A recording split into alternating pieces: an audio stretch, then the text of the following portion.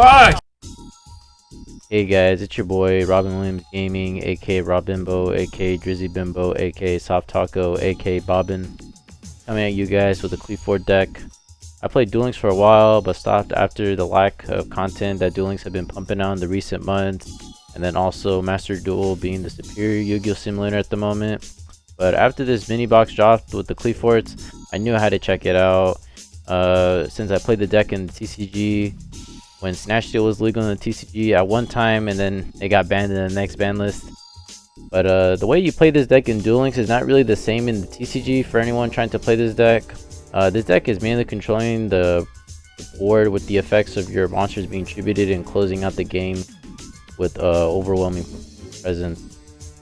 I do believe that this deck is what Qliphort should be looking like in the future, and one of the best builds in my opinion.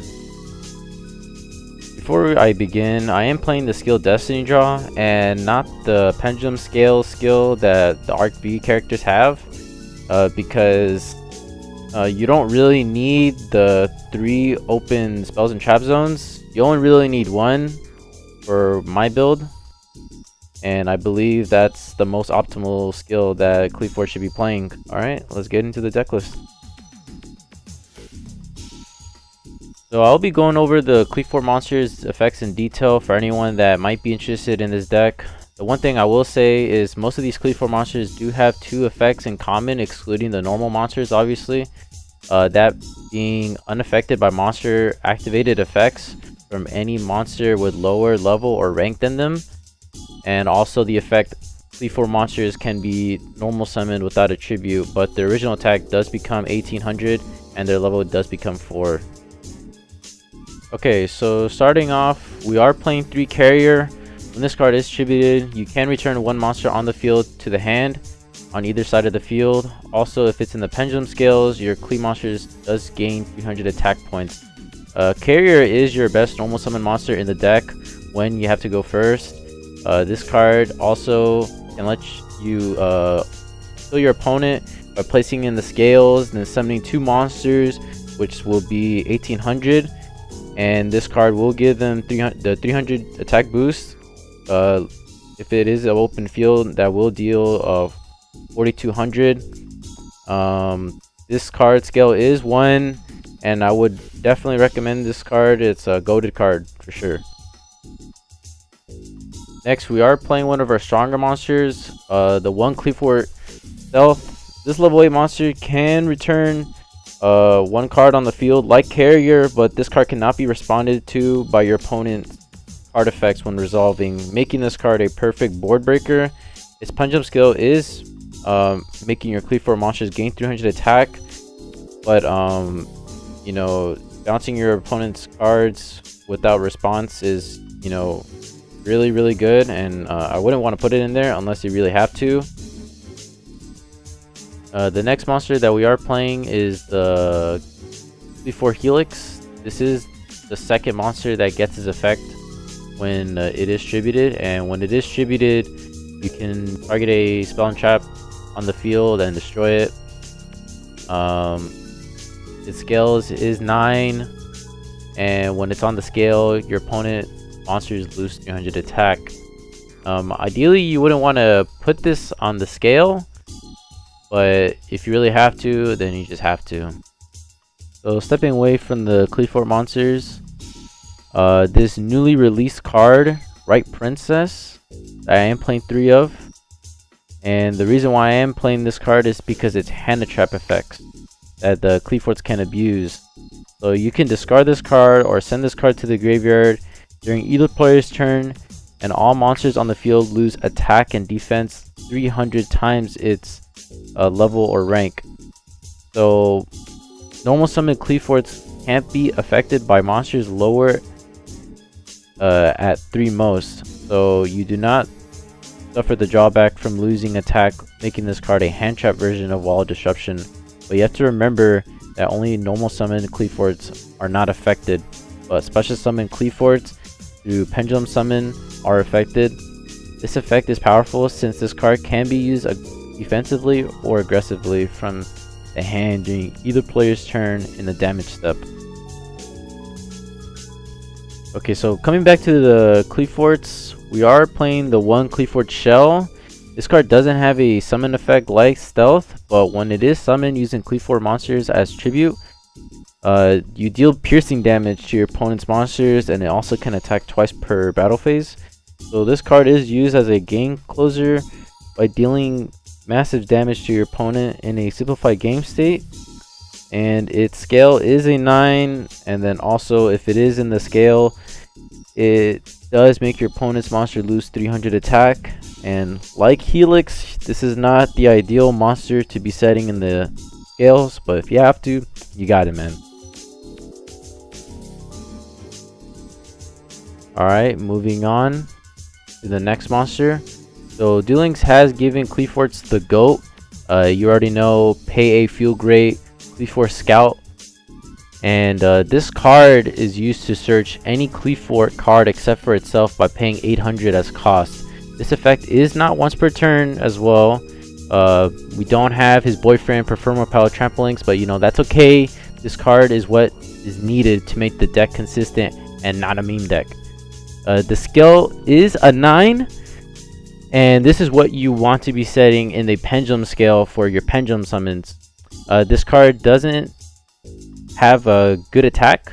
It is 1000, but it does got that 2800 booty when is needed to protect you.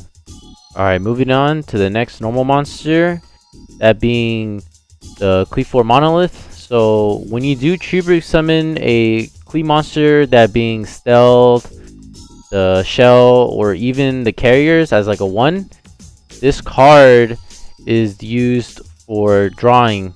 So based on the amount of Qli monsters you did tribute, this card will let you draw that amount. So if you tribute 1 Qli monster, you draw 1 at the end phase, and if you tribute 2 Qli monsters, you do draw 2. The scale on this card is a scale 1, and is usually the card that you set in the scales for that draw power during your during the game. Alright, moving on to the real spell and traps. We are playing the Summoner's Art, 2 of them. So with the addition of Bakura from the Dark Side of the Dimensions, he does have level up rewards which give these 2 Summoner's Art. You can unlock them at level 14, and then the second one at 23. So this card is used to search for your Qliphort Scout, thus making it really 5 copies of Qliphort Scouts. But you can also search Monolith if you don't need to grab Scout if you already have Scout. So moving on to the next spell, we are playing the Qliphort equip card, Sacrifice, and you can only equip this card to Qli monsters, and that monster will gain 300 attack, and it also cannot be destroyed by battle. When this card is sent to the graveyard by any means, you can add any Qli monster from your deck to your hand. While this card is equipped to the monster, it can be treated as 2 tributes for a tribute summon for a Qli monster. So you can tribute over that monster that is equipped with this card with the Stealth as a 1 monster for 2 cost, or the Shell, and being tributed will trigger the Sacrifice in the graveyard to let you add a Qli monster, just giving you advantage. And also this card is mainly used to set up for when you need to go first, making your opponent, you have to deal with a monster that is 2100 and they cannot attack it, and destroying it by battle. And for the final cards I'm playing is the 3 Ballista Squad. The reason why I'm playing Ballista Squad is because this card does tribute your monsters as costs, and then triggering the effects of the Qliphort monsters, that being either Carrier or the Helix, with the addition of destroying a card that your opponent controls with the Ballista Squad. And after Ballista Squad, that's pretty much I have for the main deck, and then I'll be moving on to the extra deck. Okay, I'm gonna be honest, for the extra deck, you can clearly see that this deck can be optimized, but the thing is, with the Qliphorts, they do have the effect as the pendulum effect. When they are in the scales, you cannot special summon monsters except for Qliphort monsters. So when you do have them in the scales, you cannot XC summon.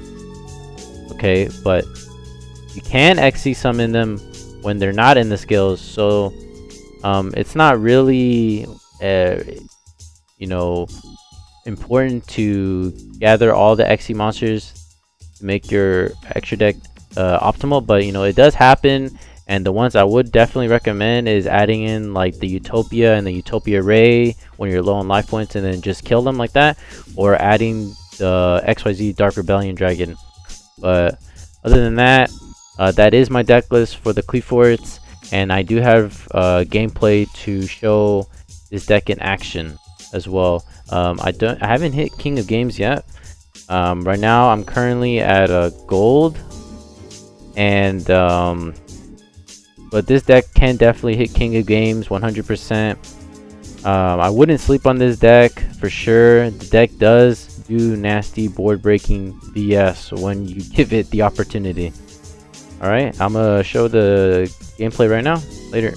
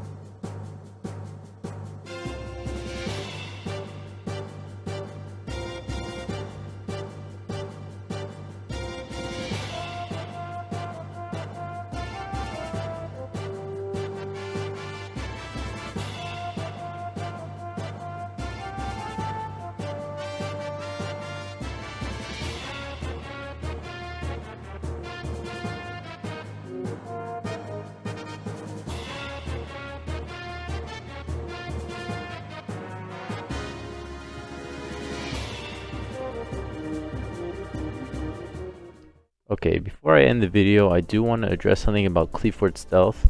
In the TCG, you are able to build your own chain links with cards that activate simultaneously.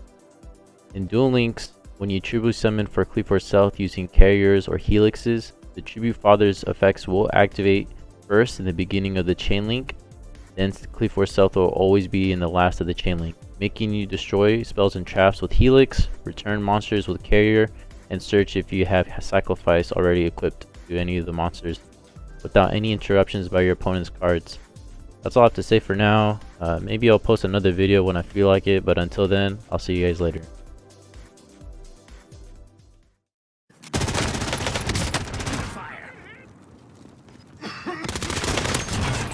Oh, you fuckers!